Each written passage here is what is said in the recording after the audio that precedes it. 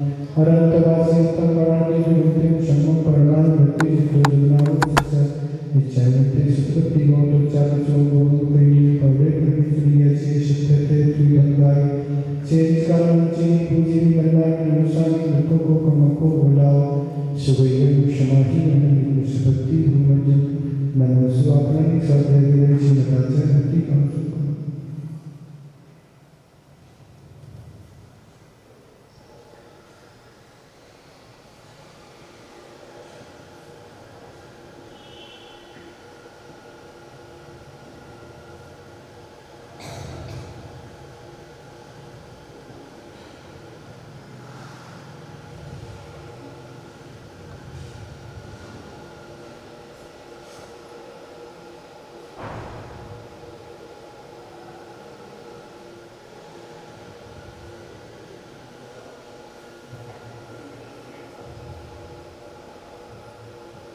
सुतजलनि पागे काश परमत भावना पटमति सिद्धि तपो निधिको नमो नमः सत्य समग्री पंचदया चारकं सुमक्षे सुशांत श्री हमायुष्यावन्ति गुरुवती संजयन्ति शिक्षा शायं गुरुकुमुखी कुमं ब्रह्मं पावन्ति हे नित्यं वेतनंतो हो नृता ध्यानाग्नि होताकुला षट्कर्मा विरता सफोधंदना साधु क्रिया साधवा शील प्रावरणा गुर प्रणा चंदा तुदे दूध का मुक्षर का पाठ पाठ मिटा पीरंतु माम साधवा गुरबापान तो नित्यम ज्ञान दर्शन नायिका चरिताण गंभीरा मोक्ष मार्ग उपदेश का इच्छायुं ते आरवती गौद चलो समना संयुक्तानां पंचव्याचनम आयदियारम आराधे शरणं उपदेशानं उज्जैनं तिलुगुल पालयनं सब शरणचेंचकानं हंचिमी पूजिमी बंदायुं नवशामी दुख को कमको बुलाओ सुगैगणं समाहि मनम जुन्मु सपत्ति हो मज्जम यस्य स्वयं स्वभावाप्ति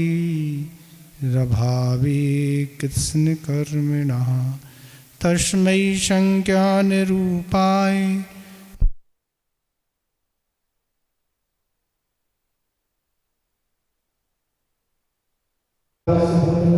सब कुछ अच्छी अच्छी चीजें फिर तेरे आप संसार की दुखी देती भी कुछ हमारी समझ में नहीं आ रहा।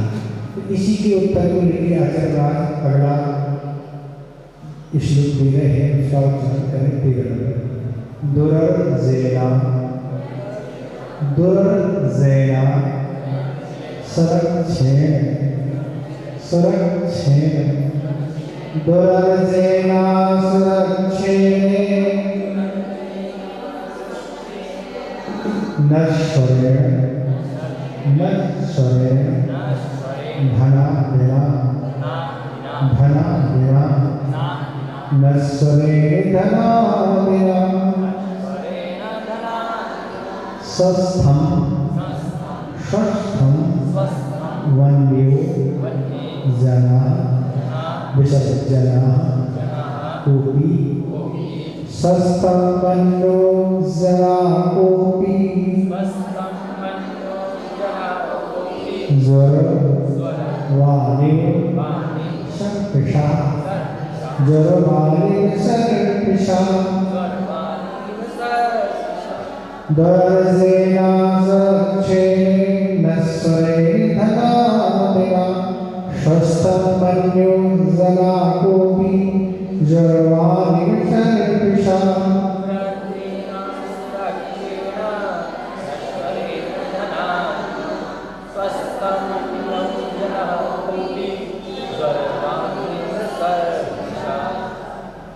त्रिकोणाचार्य कई कठिनाई की दूरी कह रहे हैं दुर्जैना मतलब बहुत बड़ी कठिनाई से कमाने जाने वाले असुरक्षित असुरक्षित और नश्वरेण धना बिना स्वस्थ बना नाश बाल स्वभाव वाले धन स्त्री पुत्र एवं वित्त आदि द्वारा अपने आप को सुखी मानने वाला काफी जना सदृशा जरवाने कोई भी मनुष्य घी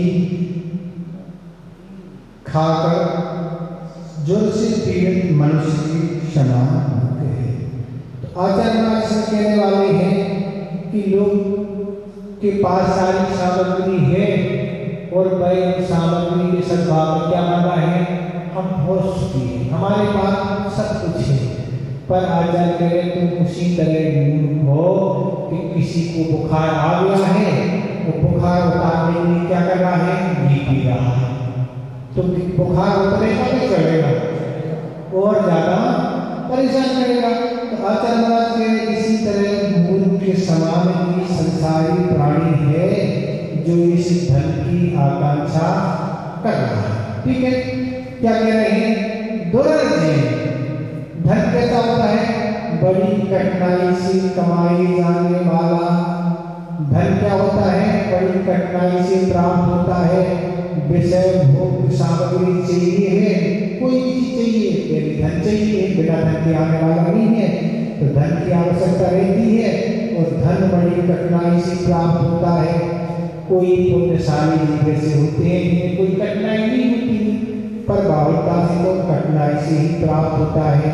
क्या कठिनाई होती है, तो व्यापार करना पड़ता है, तो व्यापार करने से तत्संबंधी हिंसा होती है, माल मंगाना, भेजना, फैक्ट्री लगाना, ये तरह की हिंसा नहीं करना। और झूठ भी बोलना पड़ता है, तब का माल बिकता है और माल में खरीदे या न खरीदे, पर झूठ बोल के पाप का काम होता है, इसलिए झूठ भी होता है। और चोरी भी करना पड़ती है, टैक्स चोरी है, मिलावट है, मायाचारी है, और रात्रि में अलग रास्ते से ले जाना पड़ता है, तो उससे सावधानी रखना पड़ती है।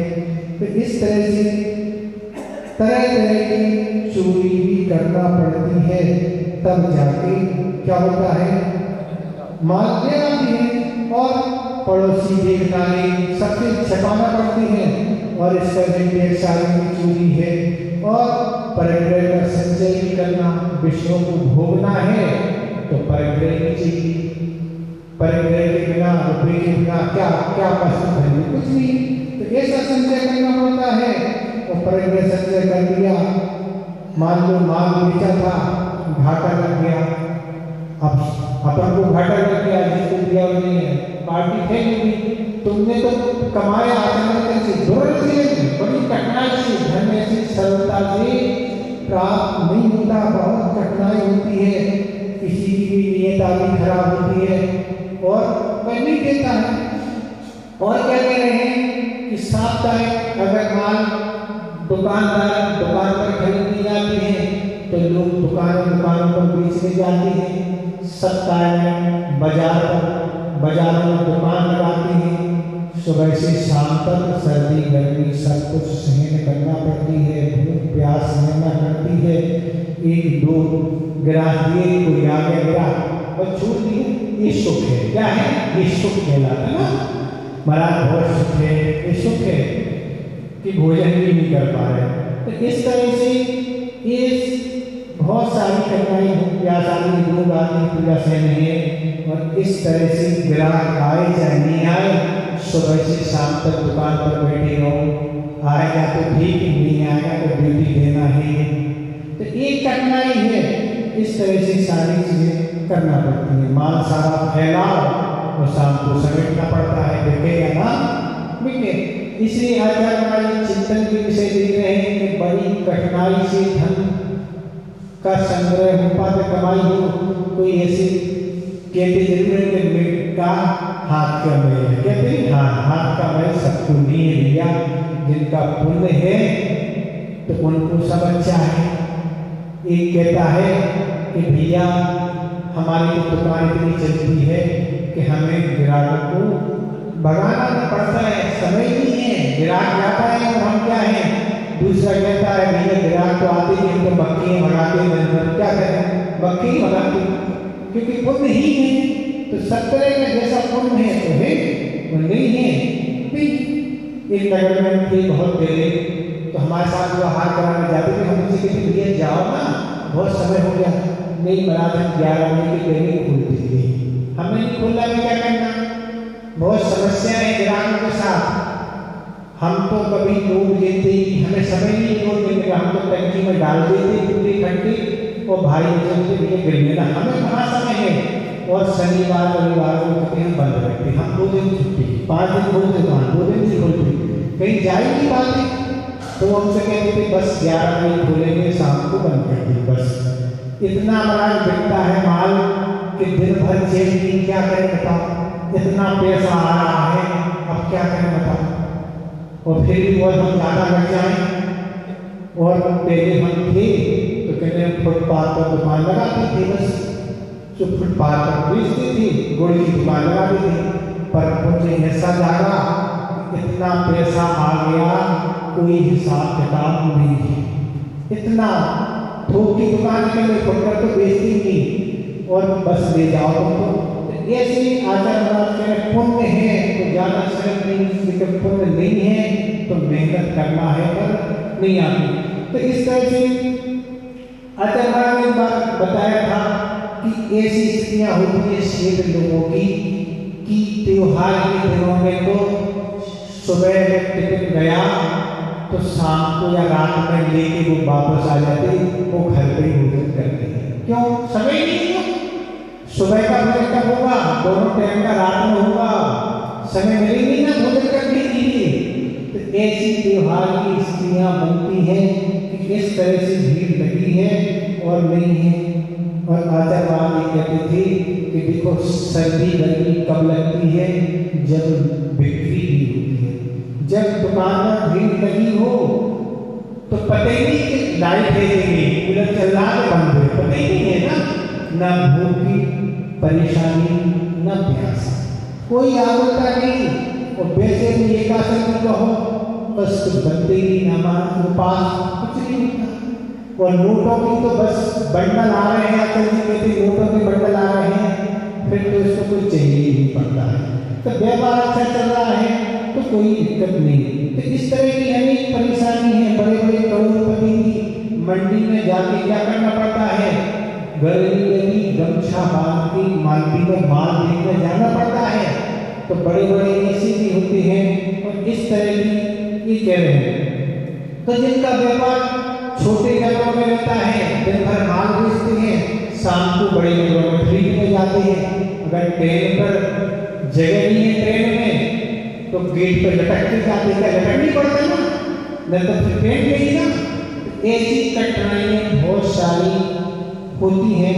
आचार्य महाराज यही कह रहे हैं कि ये धन बहुत कठिनाई से कमाए जाने वाला और ग्राहक को टैकल करना बहुत कठिन होता है, समझाना बहुत कठिन होता है।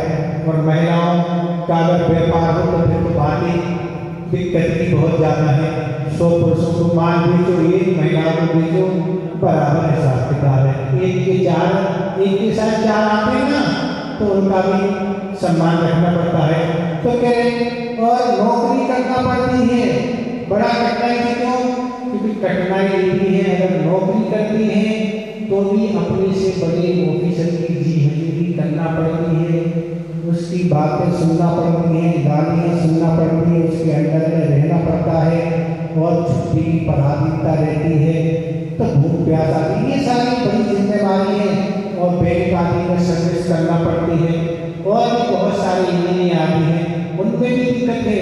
बैंक में आपको नियुक्त कर दिया, हिंसा मार झूठ आदि के लिए लोन देना, उसके लिए सिग्नेचर आपको करना पड़ेगा, आप उसके अनुमोदन के लाएंगे। इस तरह इंजीनियर है, बिल्डिंग बनाना, कहीं बांध बनवाना, कहीं कुछ करवाना, रोड बनवाना, सारा हमारा आपको लगेगा। तो इस तरह से रिश्वत आदि देना पड़ती है और रिश्वत में पकड़े गए तो फिर क्या होती है? जेल हो जाती। इसलिए आचार्य महाराज कह रहे हैं कि व्यापार में भी धन बड़ी कठिनाई से कमाया जाता है, नौकरी में भी कमाते हैं, खेती किसानी में मेहनत होती है, वो भी ऐसे नहीं आता है। तो खेती किसानी में मिट्टी आदि बीज वपन करना, समय समय पर उसकी देखभाल आदि करना, सारे आदि तूफान आदि से बचाना। तो इस तरह से कह रहे हैं बड़ी कठिनाई है। तीनों तरह से धन संग्रह करने के लिए एक कठिनाई होती है। और कह रहे असुरक्षित और असुरक्षित है, धन कमा लिया तो असुरक्षित है, घर दुकान फैक्ट्री आदि में रखा है, मान के चलो आग लग गई, लाइट फाइट हो गई। एक नगर में हम थे, लाइट फाइट रात में हो गई, सामग्री गली थी, तेल वगैरह में कुछ था, सारा रात भर में जल गई, खाक हो गया। और इतना वो जो था वो तेल गर्म हो गया, तो उसने बचाने का प्रयास किया तो उसके पैर तक जल गए, पैर कटवाना पड़ा। ये स्थिति है, ऐसी सुरक्षा से की दिक्कतें हैं।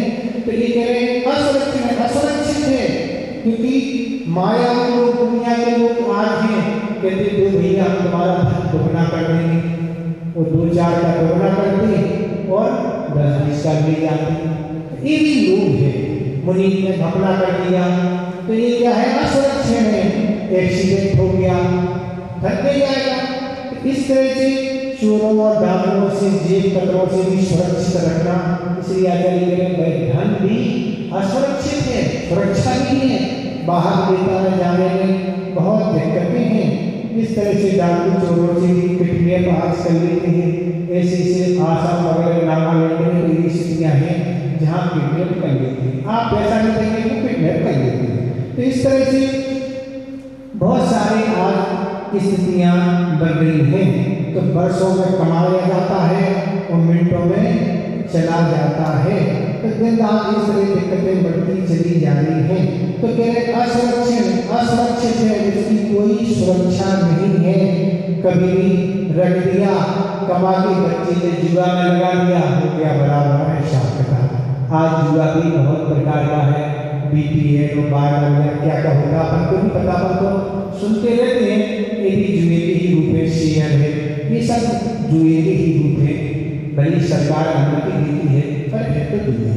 तो कह रहे नश्वरे धनाद्य सस्तम बनना, नाशवान स्वभाव वाले धन, स्त्री, पुत्र एवं मित्र आदि के द्वारा अपने को सुखी मानता। क्या कह रहे हैं, ये नाशवान स्वभाव वाले हैं, चाहे धन हो, धन क्या है, जब तक पुण्य है और पुण्य जाएगा तो रोडपति बन जाएंगे, करोड़पति है फिर करोड़पति हो जाएंगे। और स्त्री की भी यही स्थिति है, पुत्र की भी यही स्थिति है, मित्र की भी यही स्थिति है। कब स्त्री आदि का एक्सीडेंट हो जाए, हार्ट फेल हो जाए, कब मृत्यु हो जाए, क्या स्त्री पुत्र आदि की भी स्थिति बन जाए। इसलिए कह रहे हैं सब नाशवान स्वभाव वाले हैं, पर अपने नाशवान स्वभाव होते हैं, अपने को ये सुखी मान रहा है, महाराज बहुत सुखी हैं। तो बहुत सुखी नहीं है, बहुत सुख का तो अर्थ ये होता है कि सुख की सामग्री भरपूर अनुकूलतापूर्वक मिले, उसका भोग करे, पर उसके पाप का बंध ना हो। पर यहाँ पाप के द्वारा कमाई जा रही है, वो पापी में मिट रहा है। बताओ, पुण्य से मिलना कठिन है, वो पुण्य कार्य में खर्च होना बहुत कठिन है। सोचो, आप विचार करो ना, कितना पुण्य में खर्च होता है। वो पुण्य में भी अगर क्या हो गया, अहम भाव आ गया तो और समस्या हो गई। तो ये कह रहे हैं काफी जना सर्वेशा जर्मानी, कोई मनुष्य घी खा के ज्वर से पीड़ित मनुष्य के समान हो के भाई कैसा है, कोई ज्वर से पीड़ित है, बुखार चढ़ा है, वो घी पी रहा है। अरे पीना तो दूर है, अभी तो खाने की बनाई है। क्यों बनाई है? इसलिए बुखार आया है कि लीवर पर चिकनाई जम रही है, लीवर अपना काम भरपूर नहीं कर रहा है, तो लीवर के लिए चिकनाई देना बंद करो, तब लीवर ठीक होगा, तो बुखार ठीक होगा, नहीं तो गड़बड़ होगा। अभी तो मूंग की दाल में और दलिया में हलवा नहीं दलिया में हलवा नहीं खाएंगे। इस तरह मखाने आदि धीरे धीरे जब आप हल्का हाथ देंगे तब क्या है, तब उद्दीपन होगा अग्नि का, अग्नि बंद पड़ेगी, अग्नि उद्दीपन होगी तब जाके काम। नहीं तो क्या है, बुखार आएगा। टाइफाइड किसी के थे, टाइफाइड किसी के थे, बुखार चढ़ा उसमें आपने भोजन ले लिया, टाइफाइड बढ़ गया। तो एक इस श्लोक को हम बहुत संक्षेप में आप कर दिया, ज़्यादा समय नहीं देना है, आप समझदार हैं, इसलिए आप समझे कि जो धन है बहुत कठिनाई से होता है। उसकी कठिनाई आप सोचें तो बहुत ज़्यादा कठिनाई है, और आज तो और कठिनाई है। पहले ज़माने में फिर सरलता थी, पर आज कठिनाई है। इस तरह यह आपका श्लोक हो गया। इसलिए आचार्य महाराज करें ये सब नाशवान स्वभाव वाले हैं, इनमें तुम नित्यता का अनुभव मत करो, और ये सोचो कि जितना तुम्हें कम से कम में काम चल जाता है, जितना जितना आप सादगी का जीवन जिएंगे उतने अल्प धन में आप अपना जीवन निकाल सकते हैं। और शौक से जीवन जीना वालों की तो कोई हद नहीं है, जैसे कि आप कितने ही कमा लेंगे पर कभी आप अपनी संतुष्टि नहीं कर पाएंगे। तो इस तरह की स्थितियाँ हैं। तो ये सब तरह अनुभव आप महिलाओं को कम है, पुरुषों को ज़्यादा है। तो महिलाओं को भी होने लगा ना अनुभव। महिला भी अब क्या है, नौकरी दुकानों पर बैठने लगी और भी कार्य करने लगी, उनको भी ये अनुभव है। तो ये अनुभव आचार्य महाराज हैं बता दें, ठीक है। और कुछ पूछना तो नहीं इसमें। तो क्या कह रहे हैं, अब शिष्य फिर अपनी शंका खड़ी कर रहा है कि महाकष्टों से कमाए जाने वाले असुरक्षित, कभी नाश होने वाले और दोनों भवों को बिगाड़ने वाली ऐसी संपत्ति को त्याग क्यों नहीं करती। शिष्य कह रहा है जैसे जब संपत्ति बड़ी कठिनाई से प्राप्त होती है, असुरक्षित है, कभी वह नाश हो सकती है और इससे दोनों भाव बिगड़ सकते हैं। तो ऐसी संपत्ति को लोग त्याग क्यों नहीं करते। इस कह रहा, उसी के समाधान के लिए आचार्य महाराज अगला 14 नंबर श्लोक दे रहे हैं। उसका उच्चारण विपत्ति मान मनो मूढ़ा, विपत्ति मान मनो मूढ़ा, परेशान विनिच्छति, परेशान विनिच्छति, दह्यमान हा बताएं क्या पूरा दह्यमान मृगाकीन, दह्यमान मृगाकीन बनांतर तरस्तवत, तरस्तवत बनांतर तरस्तवत, विपत्तिमान मनो मूढ़ा, परेशान विनिच्छति, दह्यमान मृगाकीन बनांतर तरस्तवत।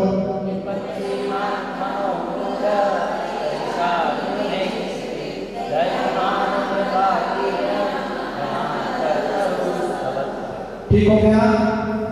क्या कह रहे हैं, मृगाकीन दह्यमान बनांतर तरस्तवत मूढ़ा परेशान इव आत्मना नाइच्छति, मृग सिंह डाग हाथी सर्प आदि जीवों से भरे हुए तथा फैली हुई अग्नि से जलते हुए वन में किसी वृक्ष पर बैठे हुए मनुष्य के समान मूढ़ प्राणी पुरुषों की विभक्ति के सादृश्य अपनी विभक्ति को नहीं देखता।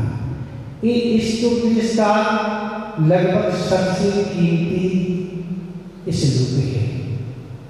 अपन को तो सबसे कीमती श्लोक लगता है, इसको तो 24 घंटे स्मरण रखने योग्य है। इसकी जितनी व्याख्या की जाए उतनी कम है। पूरा सारा एक दृष्टांत के अंदर आचार्य महाराज ने रख दिया।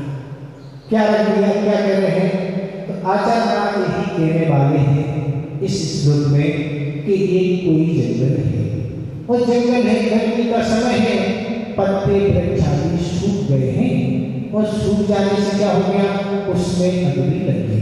अग्नि लग जाने से क्या हो गया, जो वहाँ रहने वाले हाथी हिरण आदि जीव हैं वो अग्नि से बचने के लिए अपने स्थान को छोड़ के आगे बढ़ रहे हैं, आगे बढ़ रहे हैं। फिर अग्नि आ रही है, फिर आगे बढ़ रहे हैं।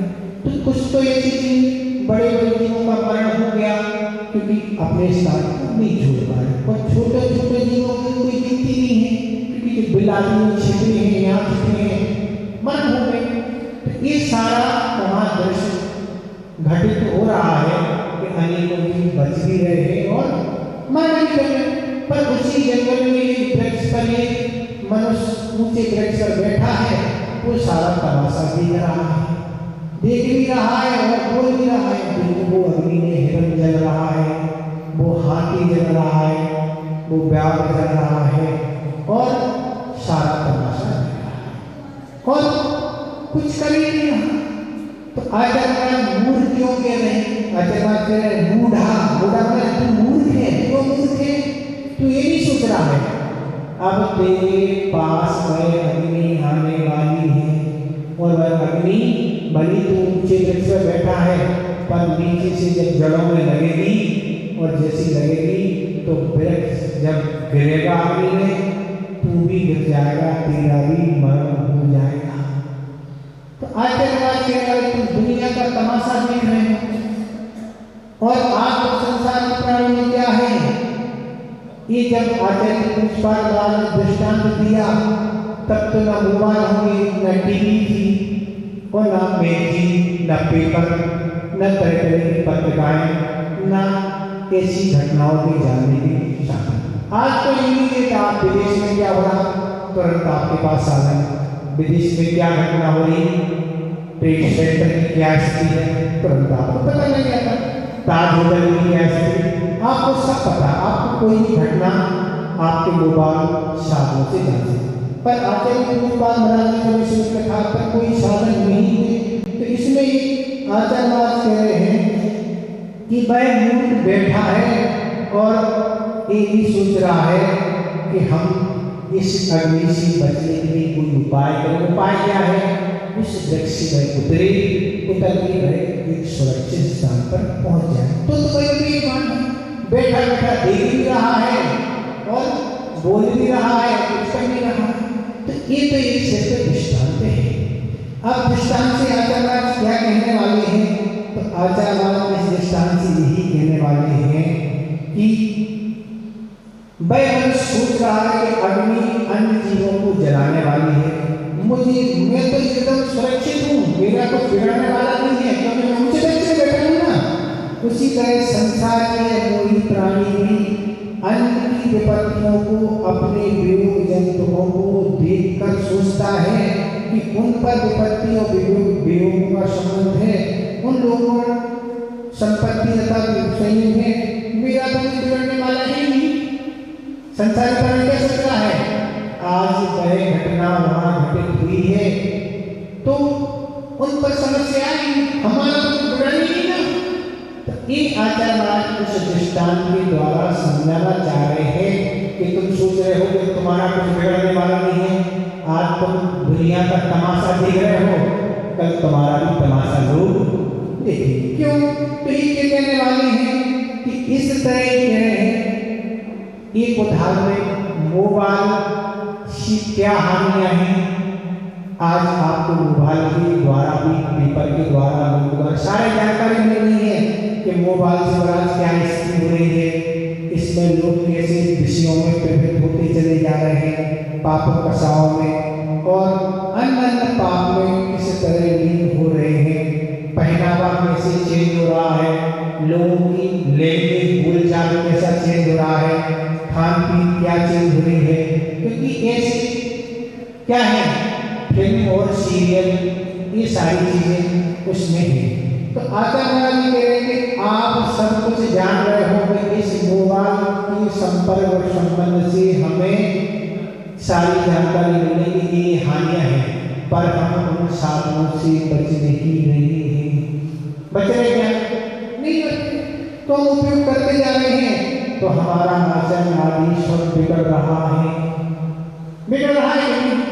आप स्वयं विचार करें क्या हो रही, इस तरह से आप लोगों की जानकारी आती है, हिंसा सामने वाले ने कर दी और हिंसा कर दी, उस पर कितनी स्थिति खराब हो गई, पुलिस दी गई और पुलिस से बचना कठिन है और धन भी जा रहा, गवाही, टेंशन, परिवार आदि, तो कितनी तरह की हिंसा ये करने से हम कितनी परेशानी का सामना कर रहे हैं। ये हम दुनिया के बारे में तो सोच रहे हैं तो कितनी परेशानी, लेकिन हम उस हिंसा से बच नहीं रहे हैं।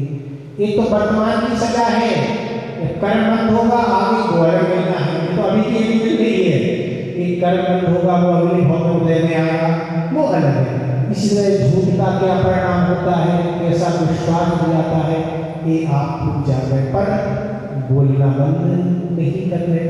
चोरी की क्या स्थिति घटित हो रही है, चोरी करने से पुलिस में कैसा भयभीत रहता है, कैसा परेशान है, अनेकों चीजें चोरी खरीदी जाती हैं, इसलिए कि कुछ पैसा बच जाएगा, पर पकड़े जाते तो उससे ज्यादा लग जाता है।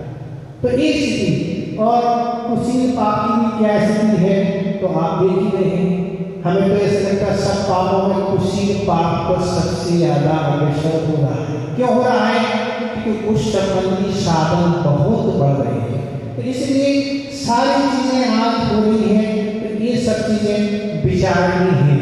ये तो स्वयं व्यक्ति सोचे कि हमें किसी चीज़ की क्या हानि उठाना पड़ रही है, और जो भी हम घटनाएं सुन रहे हैं वो घटनाएं वो हानि उठा रहे हैं। कल हमारा दिन भी आने वाला, हम भी बच नहीं पाएंगे।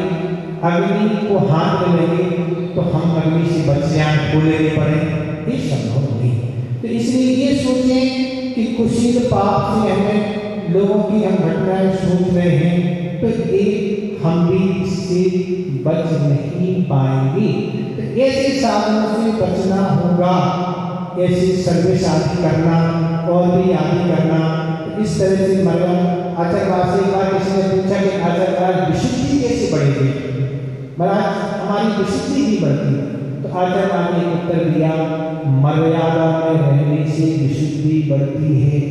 मर्यादा में अगर नहीं रहोगे तो विशुद्धि बढ़ने वाली नहीं है। इसलिए मर्यादा में रहना सीखो। और परिग्रह आदि को लेकर भी आज सारी सुन रही है कि परिग्रह आदि व्यक्ति चले जा रहे हैं, पर जब छापा आदि पड़ रहा है और भी तरह तरह की स्थितियाँ घटित हो रही हैं, क्योंकि परिग्रह बढ़ रहा है, पाप बढ़ रहे हैं। पैसा हो और व्यक्ति का सदाचार जीवन हो बहुत कठिन। पैसा होगा वो गलत कामों में लगेगा।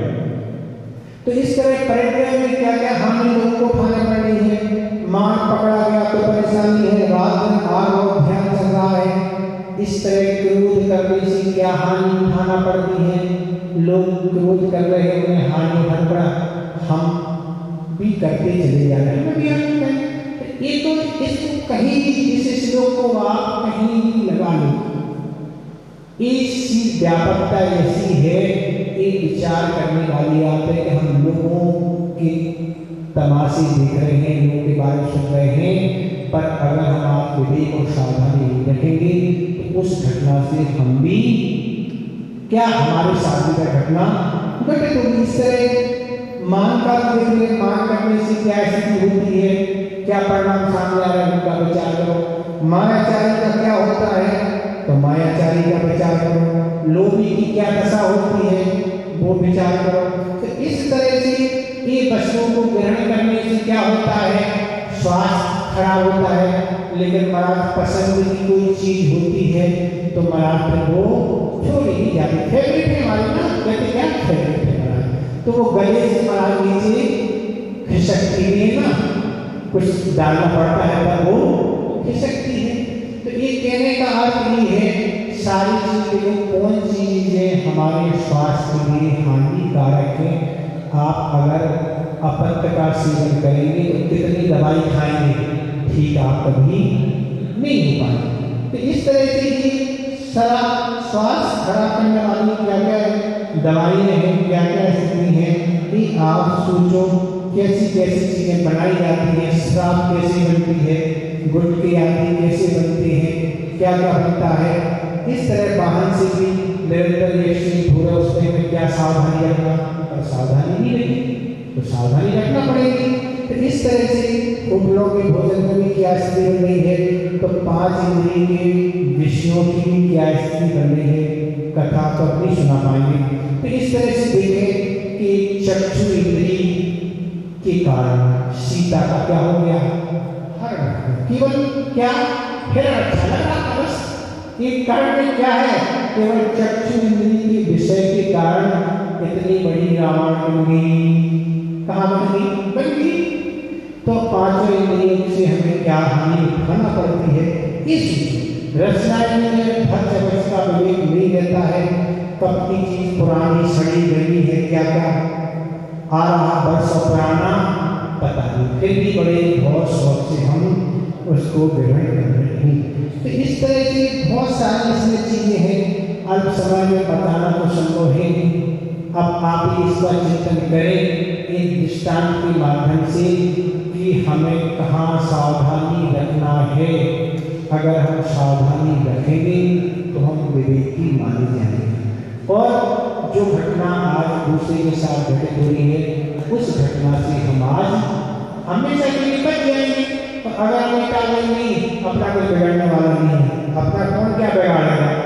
लोग कहते हैं हमारा कौन क्या बिगाड़ेगा? पर कर्म सिद्धांत कहता है जब कर्म और धर्म में आता है तो ऐसा हिलाता है कि वृक्ष को हिलाने में तो फिर भी फल कुछ बच जाते हैं, पर व्यक्ति को हिलाने में ऐसा हिलता है कि वो बहुत बुरी तरह से फल देते हैं। तो इसलिए इसको देखने समय आपका हो रहा है। कल हमने लोगों के सामने बात रखी थी कि भैया भागवत वालों को जल्दी से गहरा हो रहा है ना, सुन रहे हैं कि वो कुछ प्रोग्राम चलता है ना, तो एक बुंदेलखंड में कहावत चलती थी ना, सुनिए क्या चलती थी। तो बुंदेलखंड में कहावत चलती थी कि जो छोटी जाति के लोग होते हैं उनके यहाँ कुछ नहीं हो तो उनके यहाँ गाना गाना ही होता है, कुछ भी गाना हो उनके यहाँ गीत आदि गाए जाते हैं जो छोटे लोग होते हैं। और जो ठाकुर होते हैं उनके यहाँ कोई भी कार्यक्रम हो तो उनके यहाँ बंदूकें ही चलती हैं। और जो जैन लोग होते हैं उनके यहाँ कुछ भी हो, उनके यहाँ खाना चलता है और उनके यहाँ कुछ नहीं होता है। ऐसा बुंदेलखंड में कहावत लोग सुनाते थे। ऐसे शायद यहाँ में लग रहा है ना, तो इसलिए हमने कल रखा था कि आपको उदासीनता छा रही है और हमारा समय जा रहा है और आप लोग लाभ लेना चाह नहीं रहे। इसलिए हमने पहले आपसे कहा था कि आपको जितने दिन की छुट्टी है ना तो ले लो ना, नहीं बढ़ाइए एक कार्यक्रम में 2 बार। आपको पता था कि हमारे यहाँ कार्यक्रम होता है, पर क्या 2-4 दिन की और बढ़ा देंगे क्या दिक्कत है? इसलिए हमारा कहना है हमें कोई पढ़ाने का शौक नहीं है, ना हमारे पास समय है। आपके अंदर रुचि हो और इच्छा हो तो लगे। ऐसी उदासीनता से जबरदस्ती ये तो कोई समझ में नहीं आता ना, जबरदस्ती का कोई काम नहीं है स्वास्थ्य है। इसलिए कुछ सोचा आपने नहीं है, नहीं सोचा क्या करना है, रहने दे अच्छा नहीं। क्या कब आएंगे? देख ले देख लें। किसी ने कहा 2-3 दिन देख लें, अभी 2-3 दिन का चल रहा है कार्यक्रम, फिर 2-3 दिन बाद सुधरती है ठीक है। आप लोग एक दिन विचार कर लें, आप में उत्साह हो, पढ़ने का उत्साह हो तो ठीक है, नहीं है तो आप अपने साथ चलेंगे। क्या है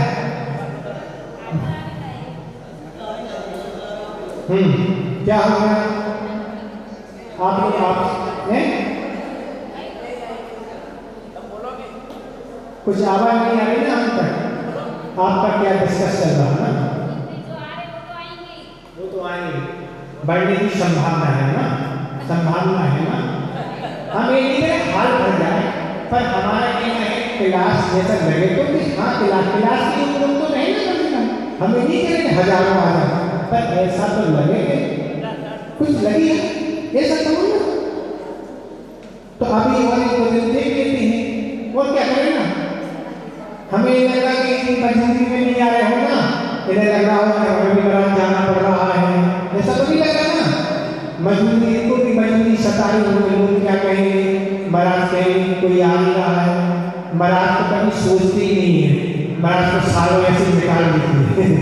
हम तो नहीं पढ़ाना सो बंद एक बार नहीं पढ़ाना बंद नहीं कर देते। अपने पास सोचने का समय नहीं है ना, पढ़ाना तो दूर की बात है। अपन को ऐसा कभी लगते नहीं है कि हमें हमारा मन नहीं लग रहा, हमारा कोई काम नहीं है फुर्सत में, ऐसा कभी फुर्सत वाला कोई एक दिन आती नहीं कभी। ठीक है, संस्मरण देखें आचार्य महाराज की साधना के बारे में। आचार्य महाराज कितने बड़े साधक थे कि कितनी ये साधना करना कठिन है। 1973 की बात है, आचार्य ज्ञानसागर महाराज का समाधि हो चुकी थी। उसके बाद 1973 में आचार्य महाराज एक नगर में विराजमान थे, ब्यावर ऐसा ब्यावर नगर है, उसमें आचार्य महाराज चतुर्मास कर रहे थे।